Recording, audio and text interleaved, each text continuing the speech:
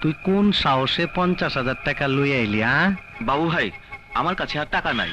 ও লে লে লে লে, টাকা নাই? ভাই আমারে মাফ করে দেন। ও লে লে লে, মাপ কইরা দে না। এখন এখন বাকি টাকা বাই কর। বাবু ভাই, বর্তমানে আমার আর্থিক অবস্থা খুব খারাপ। 500 মেশিন দেয়া গার্মেন্টস বসাইতাছো, তোমার আর্থিক অবস্থা খারাপ?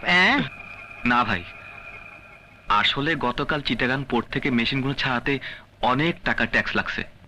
এই এই, তোরা ব্যবসা শুরু করার আগে ওই বাজেট নাকি কস, কোথায় কত টাকা খরচ করতে হয় এর একটা হিসাব করস না? জি করি। বিল্ডিং ভাড়া 30 লাখ, মেশিন 40 লাখ, সরকারি ট্যাক্স 10 লাখ, কাঁচা মাল 10 লাখ, এরকম একটা হিসাব করস না? জি করি। ওই হিসাবে 1 নাম্বার লেখা উচিত ছিল আমার সদ্যে বড় ভাই, মাননীয় বাবু ভাই, 1 লক্ষ টাকা।